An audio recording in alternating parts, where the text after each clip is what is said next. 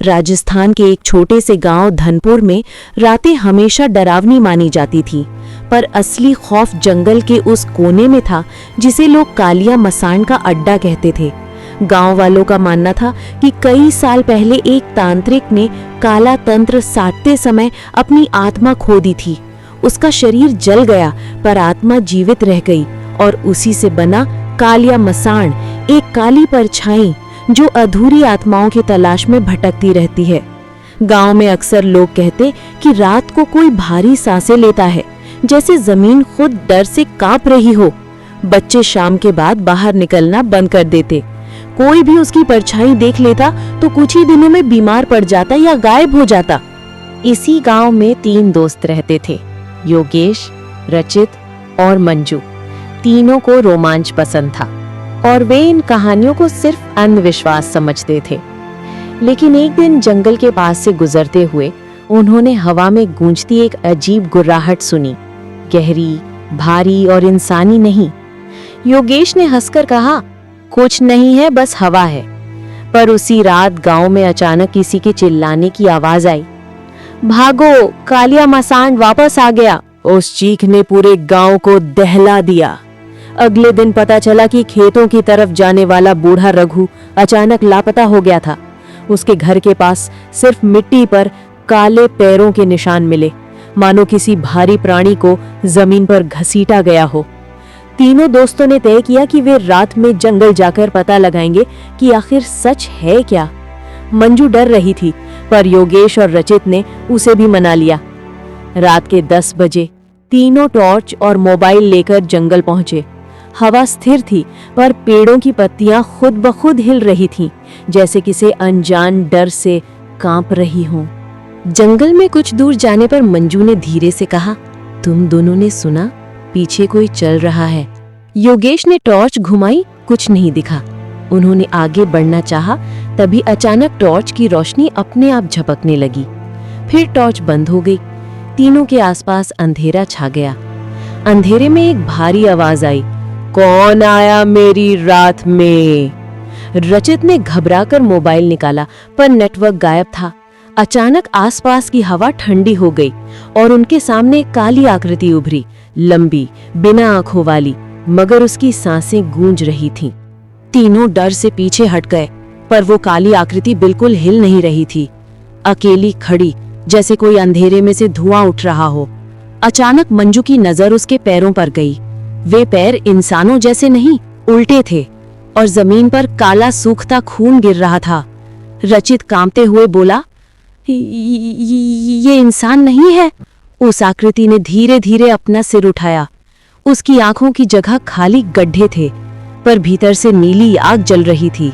उसने एक और आवाज निकाली, जिसने मुझे बुलाया उसे मैं लेने आया हूँ। योगेश ने कांपते हुए पूछा, कौन? आकृति ने गर्दन मोड़कर मंजू की तरफ इशारा किया। मंजू डर के मारे वहीं बैठ गए। मैंने तो कुछ नहीं किया। प्राणी ने हाथ बढ़ाया, लंबी काली उंगलियां जिनसे धुआं निकल रहा था। हवा में जली हुई चर्बी की बदबू फैल गई। अचानक उन्होंने पीछे से किसी के भागने की आवाज सुनी। शायद गांव का कोई और आदमी जंगल में था। प्राणी का ध्यान बटा और उसने जोर से चीख मारकर अंधेरे में छलांग लगा दी। तीनों ने मौका पाकर भागना शुरू किया, पर उन्हें लगा कि वो उनके साथ साथ दौड़ रहा है। न दिखता न सुनाई देता, बस उसकी सांसें बिल्कुल पीछे। गांव पहुंचकर तीनों ने सबको बताया, पर किसी ने यकीन नहीं किया। सिर्फ एक बूढ़ी और अंधी औरत बोली, तुमने काली और मसाण को देखा है, अब वो तुम्हें छोड़ेगा नहीं। उसने बताया कि सालों पहले एक तांत्रिक सिद्धि पाने के लिए इंसानी खोपड़ी पर तंत्र मंत्र कर रहा था। गलती से मंत्र उल्टा पड़ गया और उसकी आत्मा अधूरी अंधकार में फंस गई। वो न पूरी मर सका न जीवित रह सका और तब से भटकती आत्मा बनकर कालिया मसान का रूप ले लिया। उसने चेतावनी दी, वो एक बार किसी को देख ले तो उसे अपनी आत्मा की कमी पूरी करने के लिए वापस जरूर बुलाता है। तभी दरवाजे पर 3 बार जोर की दस्तक हुई। धम धम धम। सब चौंक गए। कोई बाहर नहीं था, मगर दरवाजे पर काले हाथ का निशान बना था। मंजू डरकर रोने लगी। ये मेरे पीछे क्यों पड़ गया? बूढ़ी औरत बोली, क्योंकि तूने उस रात उसकी बाह पर पड़े मंत्र चिन्ह को देख लिया। जिस चीज को इंसान को नहीं देखना चाहिए, तूने देख ली। अब सिर्फ एक ही रास्ता था, मंत्र को पूरा करना, ताकि आत्मा मुक्त हो सके। पर गलत मंत्र पूरा करना मौत को बुलाने जैसा था। तीनों ने फैसला किया कि वे आखिरी बार जंगल जाएंगे और बूढ़ी औरत द्वारा बताए मंत्र से उस आत्मा को मुक्त करेंगे। रात गहरा चुकी थी, हवा फिर ठंडी हो गई। मंत्र की किताब खोलते ही अंधेरा जैसे और भारी हो गया। पेड़ों के बीच नीली आग की लपटें चमकने लगी, वही जिससे कालिया मसाण की आंखें चमकती थीं। अचानक वो प्राणी उनके सामने प्रकट हुआ, पहले से भी ज्यादा डरावना, जैसे उसकी आत्मा टूट चुकी हो। हवा में कड़कती चीख फैल गई। मुझे वो दो जो तुमने देखा है। मंजू कांपते हुए मंत्र पढ़ने लगी। हवा तूफान की तरह घूमने लगी। कालिया मसाण गुर्रा कर उसकी ओर बढ़ा, पर जैसे ही मंत्र पूरा होने लगा, उसकी काली आकृति टूटने लगी। योगेश और रचित ने मंजू को पकड़कर मंत्र पूरा करवाया। एक भयंकर चीख हुई और प्राणी अचानक धुएं में बदल गया। नीली आग फटते हुए हवा में गायब हो गई। जंगल एक पल में शांत हो गया। मंजू बेहोश हो गई। जब वो उठी, जंगल में उजाला हो रहा था। गांव लौटकर तीनों ने राहत की सांस ली, पर चलते चलते मंजू ने देखा उसके हाथ पर वही काला निशान फिर उभर आया था। किसी ने उसके कान में फुसफुसाया, मंत्र पूरा नहीं हुआ, मैं वापस आऊंगा।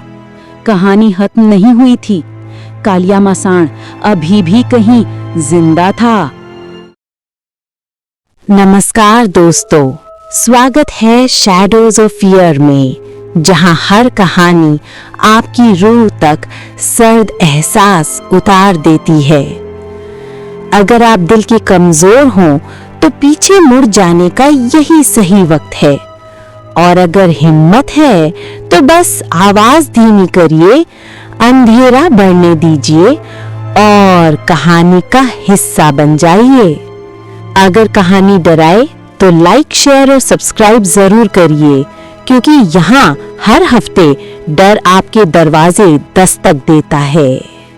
धर्मपुर नाम के एक पुराने गांव में रात होते ही हवा में एक अजीब सड़ांध घुल जाती थी। लोग कहते थे सूतक सिद्धि का श्राप यहाँ फैला है। कोई भी मौत के तीसरे दिन गांव के बाहर वाले जंगल से भारी मंत्रोच्चार की आवाजें आती थीं।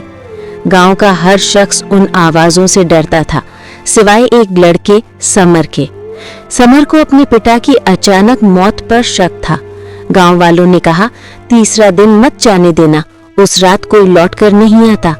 लेकिन समर ने ठान लिया था, आज वो जंगल में जाकर सच लेकर ही लौटेगा। रात होते ही समर ने टॉर्च उठाई और अकेले जंगल की ओर निकल पड़ा। घना कोहरा उसके पैरों से चिपकता जा रहा था, जैसे कोई उसे रोक रहा हो। कुछ दूर चलने के बाद उसे मिट्टी पर बड़े अजीब निशान दिखे, मानो पैरों जैसे, लेकिन उल्टे। हवा अचानक ठंडी हो गई। पेड़ों के बीच एक टूटा पुराना दरवाजा दिखा, जिस पर काले धागे और हड्डियों से बना चक्र लटका था। जैसे ही समर पास पहुंचा, दरवाजा अपने आप चर्रा की आवाज के साथ खुल गया। अंदर किसी का धीमा हंसना गूंजा, जैसे कोई उसकी ही प्रतीक्षा कर रहा हो। अंदर धुंध में एक ऊंचा व्यक्तित्व उभरने लगा। लंबे बाल, राख से ढका चेहरा और लाल दहकती आंखें। उसके हाथ में खोपड़ी थी, जिस पर ताजा लाल तिलक बना था। वो बोला, मैं वेदनाथ, सूतक सिद्धि का रक्षक। मृत्यु की तीसरी रात आत्मा सबसे कमजोर होती है और सबसे उपयोगी भी। समर का दिल जोर से धड़कने लगा। वेदनाथ ने आगे कहा, तुम्हारे पिता की आत्मा आज रात मेरी सिद्धि पूरी करेगी।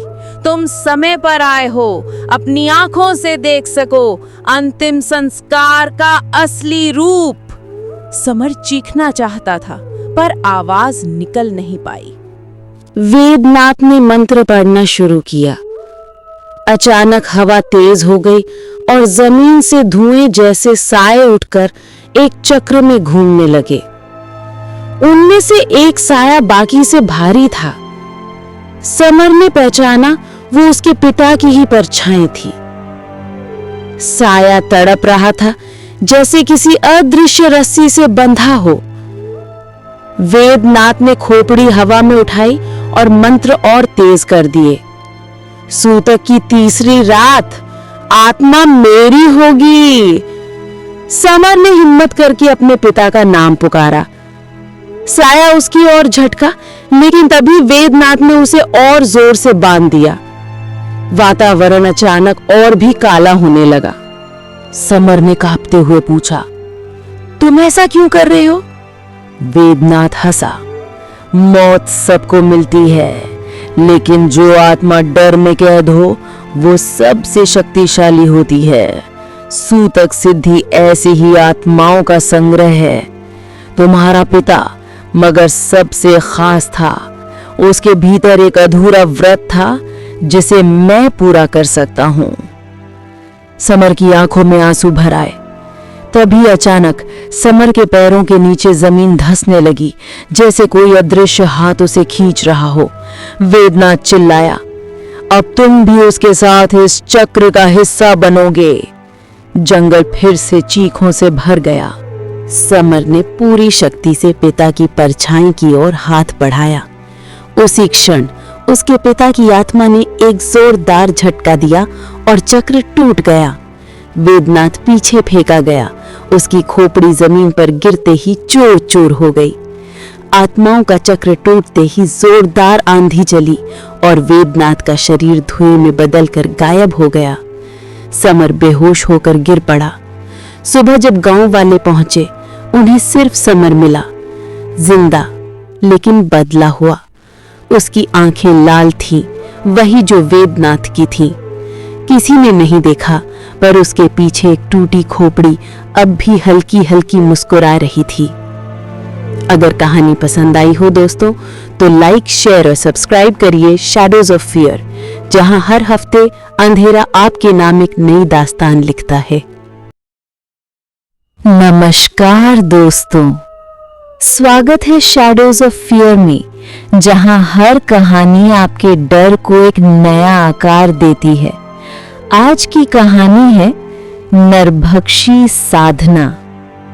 एक ऐसी साधना जिसे करने की हिम्मत आज तक किसी ने नहीं की, और जिसने की वो सुबह होने से पहले ही गायब हो गया। घने निर्जन जंगल के बीच 3 साधुओं ने अग्नि जलाई थी। हवा भारी थी, मानो पेड़ों ने सांस रोक रखी हो। अचानक वातावरण में एक अजीब सी सड़ांध फैलने लगी। सबसे अनुभवी साधु महेश्वर ने आंखें खोलकर कहा, आज रात नरभक्षक जागेगा, तुम दोनों तैयारी रखो। अग्नि की लपटें कांपी। दूर कहीं कोई भारी चीज सरकते हुई लगी। युवक साधु ने डरते हुए पूछा, गुरुदेव, क्या ये सच है कि नरभक्षक मनुष्य का प्राण खाकर ही प्रकट होता है? महेश्वर बस मुस्कुराए। सच? सच तो तब पता चलेगा जब वो हमारे सामने आएगा। तीनों साधु मंत्र जप में बैठ गए। रात गहरी होकर काली हो चली थी। अग्नि की लौ अचानक नीली पड़ गई। हवा में कंपन होने लगा। मंत्रों के बीच एक कर्कश भयंकर गर्जना जंगल में गूंजी। भूख, बहुत भूख। युवक साधु के हाथ कांप गए। महेश्वर ने उसे रोका। डरो मत, वही आएगा जिसे बुलाया गया है। पेड़ों के पीछे 2 चमकती आंखें प्रकट हुईं। फिर एक विशाल राक्षसी आकृति धीरे धीरे बाहर निकली। उसके दांत खून से लाल थे और चेहरा अधघाया सड़ा हुआ। नरभक्षक फुसफुसाया, कौन मेरा आवाहन कर रहा है? महेश्वर शांत रहते हुए बोले, हमने तुम्हें बुलाया है। हमें शक्ति चाहिए। नरभक्षक गुर्राया, शक्ति या बलि? उसकी सांस इतनी ठंडी थी कि आग की लपटें पीछे हट गईं। हर शक्ति के बदले एक आत्मा देनी होगी। युवक साधु घबरा गया। गुरुदेव, आपने कहा था कोई बलि नहीं। महेश्वर ने गहरी आवाज में कहा, हर साधना की एक कीमत होती है। नरभक्षक हंसा। तो कौन देगा अपनी आत्मा?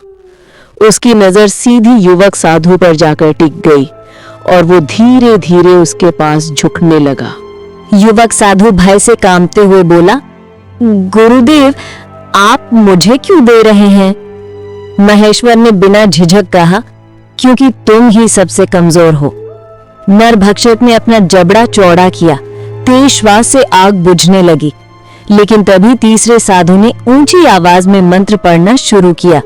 आकाश में बिजली चमक उठी। नरभक्षक पीछे हट गया। धोखा!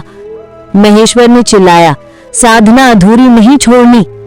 बिजली युवक साधु के शरीर में समा गई, लेकिन उसकी आंखें अचानक सफेद पड़ गईं। उसके भीतर कुछ और ही जाग रहा था, कुछ अनियंत्रित। युवक साधु अचानक खड़ा हो गया। उसके शरीर से बिजली फूट रही थी और आंखों में एक अजीब क्रोध जल रहा था। नरभक्षक गुर्राया, ये शक्ति मेरी नहीं है। युवक ने त्रिशूल उठाया। अब तू किसी का रक्त नहीं पिएगा। आकाश फटा और एक नीली विद्युत दर्पण जैसी रोशनी जंगल में गूंज उठी। युवक साधु ने त्रिशूल नरभक्षक के हृदय में घोंप दिया। राक्षस चीखा, राख बनकर बिखर गया। महेश्वर घुटनों पर गिर पड़े। ये कैसी शक्ति है? युवक मुस्कुराया, जो बलि मांगती नहीं बल्कि बलि देने वालों को मिटा देती है। अगर कहानी पसंद आए तो शैडोज ऑफ फियर को लाइक और सब्सक्राइब करना मत भूलिएगा। अगली कहानी तक अंधेरे से सावधान रहे। रात का समय था। हवा में अजीब सी ठंडक थी और पुरानी हवेली के आसपास सन्नाटा पसरा था। गांव के लोग कहते थे कि उस हवेली में मंजुलिका का साया अब भी घूमता है, वही नर्तकी जिसे कभी धोखे से जिंदा दीवारों में चुनवा दिया गया था। शहर से आया इतिहासकार राघव इन बातों पर यकीन नहीं करता था। वो सबूत जुटाने हवेली में घुस गया। दरवाजे पर टूटा हुआ ताला लटक रहा था।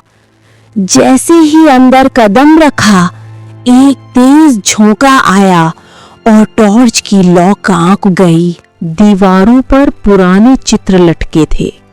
उनमें से एक पर उसने धूल पोंछी। एक औरत का चेहरा, लाल बिंदी, गुस्से से भरी आंखें। नीचे नाम लिखा था, रानी मंजुलिका। राघव ने रिकॉर्डर ऑन किया और बोला, यही है वो नर्तकी जिसका नाम आज भी लोगों को डराता है। तभी पीछे से हल्की पायल की छन छन सुनाई दी। उसने पलट कर देखा, कोई नहीं, पर हवा में चमेली की खुशबू तैरने लगी। उसने खुद को समझाया, ये सिर्फ डर है, कुछ नहीं। कमरे में अंधेरा घिरा और कैमरे की स्क्रीन अपने आप झिलमिलाने लगी। फ्रेम में किसी औरत की परछाई दिखी, सफेद साड़ी में, लाल आंखों वाली। राघव घबरा गया। कौन है वहां? उसने पुकारा। एक धीमी आवाज आई, इतिहास लिखने आए हो, अब उसका हिस्सा बन जाओ। वो आवाज ठंडी थी, पर कानों में ऐसे गूंजी जैसे किसी ने सांस के पास फुसफुसाया हो। राघव ने दरवाजे की ओर भागने की कोशिश की, पर दरवाजा अपने आप बंद हो गया। दीवारों से हल्की रोशनी निकलने लगी और धीरे धीरे उसी तस्वीर की औरत मंजुलिका दीवार से बाहर आने लगी। उसका चेहरा अब सामने था, आंखों से खून बह रहा था, होठों पर मुस्कान थी। उसने राघव की ओर बढ़ते हुए कहा, उन्होंने मुझे धोखा दिया, अब हर धोखेबाज यहीं रहेगा। राघव चीखा, लेकिन उसकी आवाज किसी ने नहीं सुनी। अगली सुबह गांव वालों ने देखा, हवेली के दरवाजे खुले थे। अंदर राघव का कैमरा पड़ा था, लेकिन उसमें कुछ रिकॉर्ड नहीं था। बस आखिरी रिकॉर्डिंग में मंजुलिका की हंसी थी, धीमी पर सीधी आत्मा में उतर जाने वाली। कहते हैं अब रात में हवेली से 2 आवाजें आती हैं, मंजुलिका की और किसी मर्द की जो अब भी मदद के लिए पुकारता है। और जब हवेली के पास से कोई गुजरता है तो हवा में चमेली की खुशबू घुल जाती है, मानो कोई अदृश्य औरत मुस्कुरा कर कह रही हो, अब ये हवेली मेरी नहीं, हमारी है।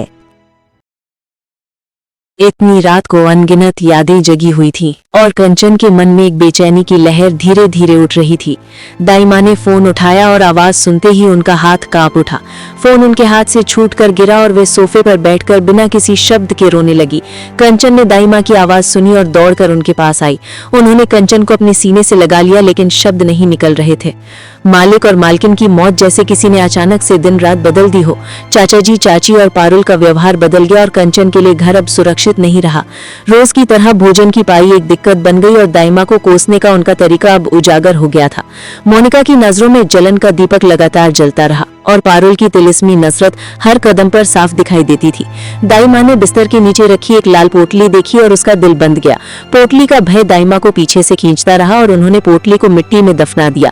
अमावस की रात का सन्नाटा और उसके साथ फैली एक अनजानी आवाज ने दाइमा के पैरों की रफ्तार बढ़ा दी। घर के दरवाजे पर लगातार ठक ठक की आवाज ने घर में बैठी हर रूह को कंपित कर दिया, पर दाइमा ने मंत्रोच्चारण करके घर को सुरक्षित किया। कंचन ने दाइमा की रात भर की तैयारी छिपकर देखी और उसे कुछ अकल्पनीय सी बातें समझ में आने लगी। समय की गति के साथ कंचन बड़ी हुई और उसकी असहायता का गहरा घाव दिल में जम गया। जब कंचन 18 वर्ष की हुई तो घर पर केक बसा हुआ था, पर सबकी नजरें खाली और चेहरे कठोर थे। चाचा जी, चाची ने चालाकी से कागजों पर कांचन के हस्ताक्षर करवाकर घर अपने नाम कर लिया। कंचन के भीतर का दर्द धीरे धीरे बर्दाश्त की सीमा पार कर गया और उसका मन बदले की अग्नि से जल उठा। दाइमा बार बार मना करती, पर कंचन की पीड़ा ने उससे काले औजारों की ओर खींच लिया। एक रात कंचन ने दाइमा की संदूक खोली और काली पोटली पाई जिसके भीतर अंधकार की शक्तियां बंद थी। कंचन ने पोटली को खोलकर अपनी उंगलियों से संसार की वो साड़ी छू ली जिसका स्पर्श हर कीमत चुका चुका था। दाइमा ने चिताया, पर कंचन का निर्णय पक्का था। वो पहले से कमजोर नहीं थी, अब वो बदला खाती हुई उभरते थी। धीरे धीरे कंचन ने पोटली की पत्तियां खोलकर तंत्र मंत्र सीखे। उन रातों में जब घर सोता हुआ दिखता था, कंचन मंदिर की तरह घर को बदलने लगी। उसके भीतर का दर्द उसके शब्द बन गया और शब्दों ने उसे शक्ति दी। प्रथमतः उसने घर वालों के छोटे छोटे काम बिगाड़ने शुरू किए। रात में पारुल की चोटी उलझी मिलती और खाने में कुछ अजीब सा स्वाद आ जाता। मोनिका के मुंह से हमेशा निकला कुलत बोल अचानक उसके ही सिर पर भारी पड़ने लगते। घर में छोटी छोटी घटनाएं मनुष्यों के मन में चिंता की नन्ही आग जगा देती, पर ये सब कंचन की योजनाओं का केवल आरंभ था। वो जानती थी कि सीधे मुकाबले में कुछ नहीं कर पाएगी, इसलिए उसने धीरे धीरे लोगों के भीतर भय का बीज बोना शुरू किया। दाई माँ के कहे हुए शब्द हमेशा कंचन की आत्मा में प्रतिध्वनित होते रहे, पर उसने उन शब्दों को अब अपनी जरूरत के अनुसार मोड़ा। रात के एकांत में उसने चौकीदार की नींद में ऐसी छाया डाली कि चौकीदार ना तो देखा गया और ना ही सुना गया। गांव वाले पूछने आए तो दाई माँ ने मुस्कुराकर सब कुछ साधारण बतलाया, पर कंचन के मन में अब एक नया संकल्प बैठ गया था। उसने माना कि अगर इंसान उसे ना दे तो किस्मत उसे देगी, और किस्मत को बदलने का उत्तर केवल एक रास्ता था। कंचन ने गांव के पुराने वृक्ष के नीचे खोदकर दाई माँ की पोटली की एक छोटी सी प्रतिलिपि छिपा दी और रात रात भर उसकी रक्षा की। उसने समझ लिया था कि जो भी ये पोटली मांग लेगा उसे एक साया की तरह छोड़ देगा और साथ ही उसके विरोधियों की छाया में दरार डाल देगा। समय बीता और कंचन की शक्तियां बढ़ती चली गई। उसने कभी सीधे शब्दों में विनाश का इरादा नहीं बताया, पर उसके कर्मों में ऐसी सधी हुई ठंडक थी जो किसी को भीतर से चीर देती थी। पहले पारुल की आंखों में उठती जलन धीरे धीरे उस पर काबू पा रही थी और पारुल के हाथ अपने आप कांप उठते। एक रात मोनिका बाथरूम में अकेली थी जब उस पर अचानक से कोई छाया संभाल न सकी और वो बेहोश होकर फर्श पर गिर पड़ी। बच्चों के हंसने की आवाज अचानक उदास हो गई और घर की दीवारों पर पुराने साए उभरने लगे। गांव वालों की नजरों में भी ये घर अब एक अलग ही तरह की चेतक बन गया था। कंचन ने कभी किसी को चोट पहुंचाने का इरादा नहीं जताया, पर उसकी हर योजना में एक सा परिणाम ये होता कि जो लोग उसके खिलाफ खड़े हुए वे खुद अपने कर्मों का शिकार हुए। धीरे धीरे लोग बोलने लगे कि घर पर एक अनजानी शक्ति बसती है। एक शाम दाई माँ ने कंचन से कहा कि तू जो कर रही है वो तेरे और हमारे लिए खतरा है। पर कंचन ने आंखें बंद करके कहा कि अगर न्याय नहीं मिलेगा तो धर्म भी तोड़ना पड़ेगा। शाम के सूरज की हल्की किरण में कंचन के चेहरे पर उस बदले की धुंध पूछी जा सकती थी। उसने खुद को अतीत की पीड़ा से अलग कर लिया और अपने कदम उसी रास्ते पर रखे जहां से कोई वापस न लौटे। तीसरा भाग युद्ध की तरह था। कंचन ने अब अंतिम योजनाएं बुननी शुरू कर दी और उसका लक्ष्य केवल घर नहीं था। उसका लक्ष्य उन लोगों की आत्मा पर छाया डालना था जो उसके माता पिता की यादों का उपहास कर चुके थे। उसने सबसे पहले पारुल को निशाना बनाया और पारुल की जयकारों को चीर कर उसके अंदर का भय जगाया। रात के समय पारुल के सपनों में उसकी छोटी छोटी गलतियां बड़ी और भयावह होती दिखी और वो रात भर चिल्लाती रही, पर किसी ने उसे सांत्वना नहीं दी। मोनिका पर दबाव बढ़ता गया और वो अपनी सुंदरता के सामने आईना देखकर खुद को भूलने लगी। उसने जिन रास्तों का सहारा लिया वहां से कोई मुक्ति नहीं मिली और वो खुद गहरे अफसोस में डूब गई। चाचा जी ने जब अपने हाथों पर पड़े अजीब निशान देखे तो वो डर के मारे चिल्ला उठा, पर जब घर के अन्य सदस्य साथ थे तो उन्होंने उसकी बातों को पागलपन कहकर टाल दिया। कंचन की चाल इतनी शातिर थी कि विरोध करने वाले खुद ही अपने घावों में उलझकर चिल्लाने लगे। बाहरी लोग जब भी घर की चर्चा करते वे धीरे से कहते कि वो घर अब बदल गया है और वहां का अंधेरा अब दिखता है। कंचन की शक्ति का केंद्र वही रात की पोटली थी और दाई माँ का डर इसका ईंधन बन रहा था। पर दाई माँ की जिजीविषा भी थी और उसके मन में एक छोटा सा सवाल उभर रहा था, क्या मैं इस रास्ते पर कंचन के साथ जाऊं या उसे रोक दूं? एक रात दाई माँ ने कंचन से मुखातिब होकर कहा कि ये शक्ति जिसे तू चला रही है वो तुझे भी निगल सकती है। कंचन ने दर्द की मुस्कान दी और कहा कि क्या मैं अपनी चीजें लौटवा कर बैठ जाऊं जिसकी खातिर मेरे माता पिता को लुटाया गया? दाई माँ ने उसका हाथ पकड़ा, पर उसका हाथ ठंडा और कठोर था, मानो किसी और सत्ता ने उसे भर लिया हो। गांव में भय इतने बढ़ गए कि लोग घर के पास आते नहीं और जो आते वे रात के बाद वापस लौटकर चले जाते। पर कंचन को अब किसी की दया नहीं चाहिए थी। उसकी आंखों में अब सिर्फ एक अटल निश्चय था।